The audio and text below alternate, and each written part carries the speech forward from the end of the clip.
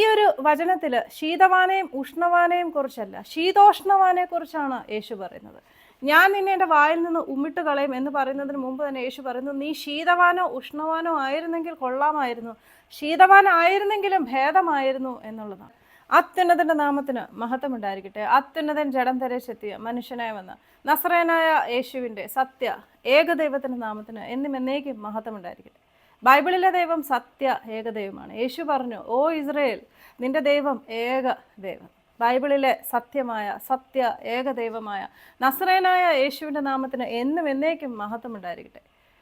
ഈ ഒരു മെസ്സേജിൽ കൂടി ഇന്ന് ഞാൻ പറയാൻ ആഗ്രഹിക്കുന്നത് വളരെ വ്യത്യസ്തമായ ഒരു വചനമാണ്. ബൈബിളിലെ വചനങ്ങൾ പലതരത്തിലാണ് നമ്മളെ ഓരോരുത്തരും സ്പർശിക്കുന്നത്.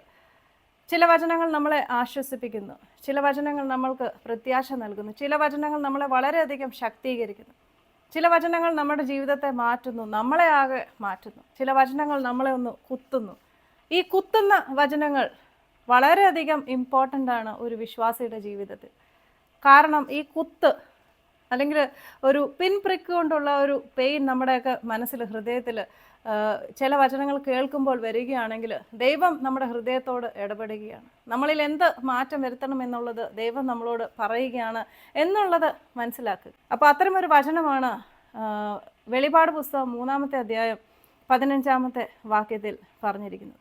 ഇത് യേശുവിൻ്റെ മൊഴികളാണ്. Words of wisdom, words of truth, words of Yeshua. ഈ ഒരു വചനം നിങ്ങളെല്ലാവരും വായിക്കുക. നിന്റെ പ്രവർത്തികൾ ഞാൻ അറിയുന്നു. നീ ശീതവാനുമല്ല ഉഷ്ണവാനുമല്ല. നീ ശീതവാനോ ഉഷ്ണവാനോ ആയിരുന്നെങ്കിൽ കൊള്ളായിരുന്നു. നീ ശീതവാനോ ഉഷ്ണവാനോ അല്ലാതെ ശീതോഷ്ണവാനായതുകൊണ്ട് ഞാൻ നിന്നെ എൻ്റെ വായിൽ നിന്ന് ഉമിട്ട് കളയും. ചില ബൈബിളിൽ എഴുതിയിരിക്കുന്നത് ഞാൻ നിന്നെ എൻ്റെ വായിൽ നിന്നും പുറത്ത് കളയും എന്നതാണ്. ഇംഗ്ലീഷ് ബൈബിൾ എഴുതിയിരിക്കുന്നത് you are neither cold nor hot but lukewarm. Because of that I will vomit you out from my mouth എന്നാണ്. I will vomit you out. നമ്മളെപ്പോഴാണ് ഛർദ്ദിക്കുന്നത്, ആ ഒരു ഛർദ്ദിക്കുന്ന ആ ഒരു തോന്നൽ നമ്മൾക്ക് വരുന്നത്, നമ്മൾക്ക് ഏറ്റവും ഇഷ്ടമില്ലാത്ത, അറപ്പുള്ള, നമ്മളെ ഏറ്റവും വെറുക്കുന്ന അല്ലെങ്കിൽ വെറുപ്പുളവാക്കുന്ന കാര്യങ്ങൾ കാണുമ്പോഴാണ് നമ്മൾ ഈ ഒരു ഛർദ്ദിക്കുന്ന ആ ഒരു അവസ്ഥ വരുന്നത്. അപ്പോൾ യേശുവിൻ്റെ വളരെ ശക്തമായ സ്ട്രോങ് ആയിട്ടുള്ള ഒരു വചനമാണ് നമ്മൾ ഇവിടെ വായിച്ചു കേട്ടത്. ഞാൻ നിന്നെ എൻ്റെ വായിൽ നിന്നും ഛർദ്ദിച്ച് കളയും, ഉമിട്ട് കളയും, പുറത്ത് കളയും. ഈ ഒരു വചനം അപ്പോൾ നമ്മളെല്ലാവരും നന്നായിട്ട് ശ്രദ്ധിച്ച് മനസ്സിലാക്കേണ്ടതാണ്. നീ ശീതവാനുമല്ല ഉഷ്ണവാനുമല്ല, ശീതോഷ്ണവാനാണ്. ശീതവാൻ, ഉഷ്ണവാൻ, ശീതോഷ്ണവാൻ, hot, cold or Luke warm.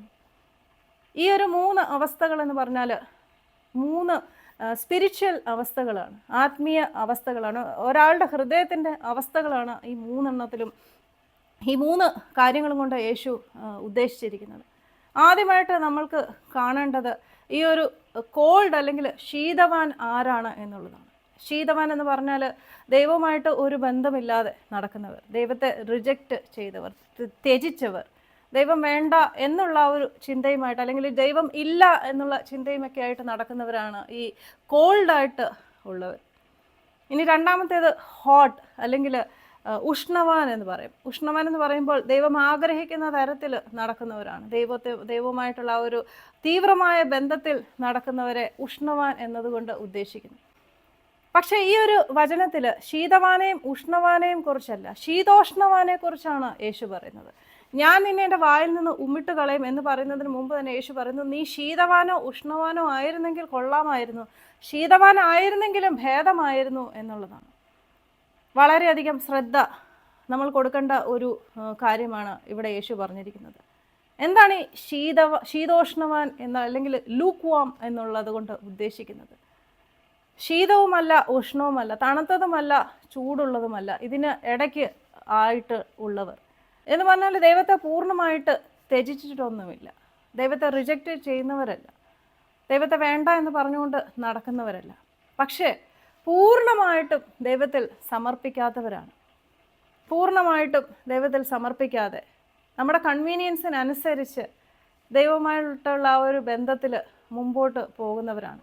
അല്ലെങ്കിൽ പലപ്പോഴും ആവശ്യങ്ങൾക്ക് വേണ്ടി ദൈവത്തിൻ്റെ അടുക്കൽ വരുന്നവർ, പലതരത്തിലുള്ള കാര്യങ്ങളുടെ ഇടയിൽ തത്രപ്പെട്ടു പോകുമ്പോൾ കർത്താവെ ഒന്ന് മിന്നിച്ചേക്കണമേ, എന്നെ ഒന്ന് രക്ഷിച്ചേക്കണമേ എന്നുള്ള ഒരു ക്യാഷ്വൽ ആറ്റിറ്റ്യൂഡ് നമ്മൾക്ക് ദൈവമായിട്ട് ഉള്ളപ്പോഴാണ് ഈ ഒരു ലൂക്ക് വോം അല്ലെങ്കിൽ ശീതോഷ്മ അവസ്ഥ എന്നതുകൊണ്ട് ഉദ്ദേശിക്കുന്നത്. എന്ന് പറഞ്ഞാൽ പൂർണ്ണമായിട്ട് ദൈവത്തിന് ഹൃദയം കൊടുത്തിട്ടില്ല, പൂർണ്ണമായിട്ട് ദൈവത്തിന് വിധേയരായിട്ടില്ല. നമ്മുടെ കൺവീനിയൻസിനനുസരിച്ച് ഇതൊരു ഓപ്ഷൻ പോലെ എന്ന് പറഞ്ഞാൽ നമ്മുടെ ഹൃദയം ഒരുപാട് തരത്തിൽ ഡിവൈഡ് ചെയ്തിട്ട് ആ ഒരു ഡിവിഷൻ ദൈവത്തിന് സമർപ്പിച്ചിരിക്കുന്ന ആൾക്കാർ, റിലീജിയസ് ഒബ്ലിഗേഷൻസ് അനുസരിച്ച് ദൈവമായിട്ടുള്ള ബന്ധത്തിൽ പോകുന്നവർ, ഇങ്ങനെയുള്ള ആൾക്കാരെയൊക്കെയാണ് യേശു ഉദ്ദേശിക്കുന്നത് ലൂക്ക് വാം ഫെയ്ത്ത് എന്നതുകൊണ്ട് ഉദ്ദേശിക്കുന്നത്. ഈ ഒരു വാക്കുകൾ കേൾക്കുമ്പോൾ ശീതോഷ്ണവാനല്ലേ ശീതവാൻ ആകുന്നതിനെക്കാട്ടിൽ ഭേദമെന്ന് നമ്മൾക്ക് തോന്നും. സാധാരണ നമ്മുടെ എല്ലാവരുടെ മനസ്സിൽ വരുന്ന അതാണ്. കോൾഡ് ആയിട്ടുള്ള ഒരവസ്ഥയെ അല്ലാതെ ലൂക്ക് വാം ആകുന്നതല്ലേ നല്ലത് എന്ന് നമ്മളുടെ മാനുഷികമായ ചിന്തയിൽ നമ്മൾക്ക് തോന്നുമ്പോൾ യേശു പറയുന്നത് നീ ശീതവാനായിരുന്നെങ്കിൽ കൊള്ളാമായിരുന്നു എന്നതാണ്.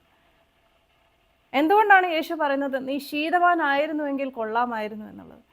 ഒരാൾ ശീതവാനാണെങ്കിൽ എന്ന് പറഞ്ഞാൽ ദൈവമായിട്ട് ഒരു ബന്ധവുമില്ലാത്ത, ദൈവത്തെ ത്യജിച്ച് നടക്കുന്ന ഒരാളാണെങ്കിൽ, റിജക്റ്റ് ചെയ്ത് നടക്കുന്ന ഒരാളാണെങ്കിൽ എന്നെങ്കിലും ഒരിക്കൽ ആളുടെ മനസ്സിൽ അവർക്ക് മാനസാന്തരം ഉണ്ടാകാനുള്ള ഒരു സാധ്യതയുണ്ട്, ദൈവത്തിലേക്ക് വരാനുള്ള ഒരു സാധ്യതയുണ്ട്. കാരണം പൂർണ്ണമായിട്ടും അവർക്കറിയാം അവർ ദൈവമായിട്ടൊരു ബന്ധമൊന്നുമില്ല. പക്ഷേ ലൂക്ക് വാം അല്ലെങ്കിൽ ശീതോഷ്ണവാൻ എന്നുള്ള ഈ ഒരു അവസ്ഥ എന്ന് പറഞ്ഞാൽ പകുതി ഇവിടെയും പകുതി അവിടെയുമാണ്. അപ്പോൾ നമ്മൾക്ക് തോന്നും നമ്മൾക്ക് എല്ലാം തികഞ്ഞവർ തന്നെയാണ് നമ്മൾക്ക് പ്രത്യേകിച്ച് മാറ്റമൊന്നും വരേണ്ട എന്നുള്ള ഒരു ചിന്തയാണ് നമ്മളെ മുന്നോട്ട് കൊണ്ടുപോകുന്നത്. നമ്മൾ ദൈവത്തിൽ വിശ്വസിക്കുന്നുണ്ട്, പ്രാർത്ഥിക്കുന്നുണ്ട്, പള്ളിയിൽ പോകുന്നുണ്ട്, സന്ധ്യാപ്രാർത്ഥന ചൊല്ലുന്നുണ്ട്, എല്ലാ ദിവസവും സങ്കീർത്തനത്തിൻ്റെ ഒരു അധ്യായം നമ്മൾ പറയുന്നുണ്ട് അല്ലെങ്കിൽ വായിക്കുന്നുണ്ട് എന്നുള്ള ഇത്തരം കാര്യങ്ങൾ, അല്ലെങ്കിൽ യൂട്യൂബിൽ ഞാൻ വീഡിയോസൊക്കെ കാണുന്നുണ്ട്.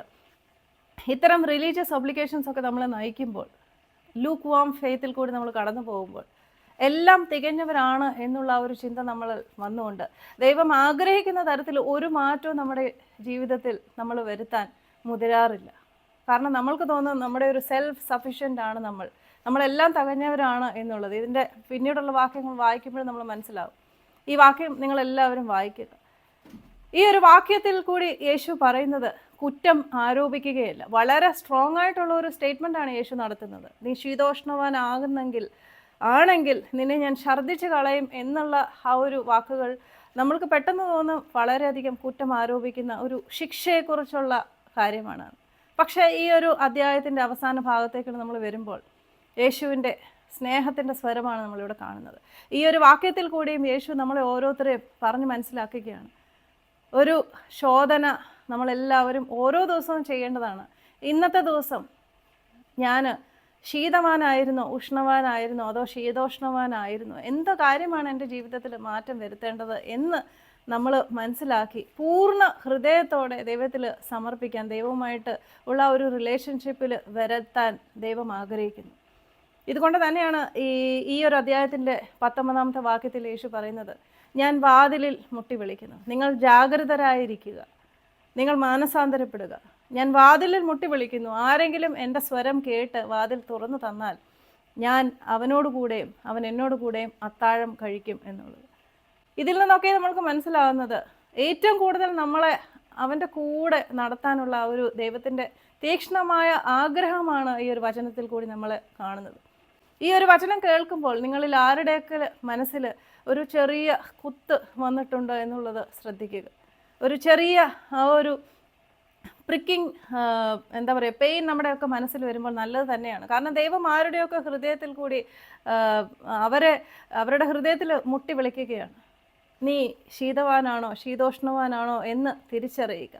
ശീതവാനോ ശീതോഷ്ണവാനോ ആകുന്നെങ്കിൽ ഉഷ്ണവാനായിട്ട് എന്നോട് കൂടെ അത്താഴം കഴിക്കാൻ ഞാൻ ആഗ്രഹിക്കുന്നു എന്നുള്ള ഈ ഒരു മെസ്സേജ് വളരെയധികം എന്നെ സ്പർശിച്ച ഒരു മെസ്സേജ് തന്നെയാണ്.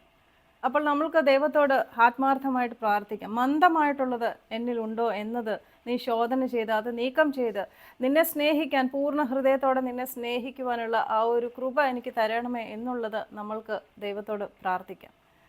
ഓരോ ദിവസവും നമ്മൾ ശോധന ചെയ്യട്ടെ, ഞാൻ ശീതവാനാണോ ഉഷ്ണവാനാണോ അതോ ശീതോഷ്ണവാനാണോ എന്നുള്ളത്. ദൈവം നമ്മളെയൊക്കെ മാറ്റാൻ ആഗ്രഹിക്കുന്നു. തൻ്റെ വാതിലിൽ മുട്ടി വിളിക്കുമ്പോൾ ആ സ്വരം കേട്ട് ദൈവം പറയുന്നതനുസരിച്ച് നമ്മുടെ ഹൃദയത്തിൽ, നമ്മുടെ ജീവിതത്തിൽ മാറ്റം വരുത്താൻ നമ്മൾ ഉതകുമ്പോൾ ക്രിസ്തു നമ്മളിൽ വസിക്കുന്നവർ ആകുന്നു. So come fall in love with Jesus and fall in love with the word of God.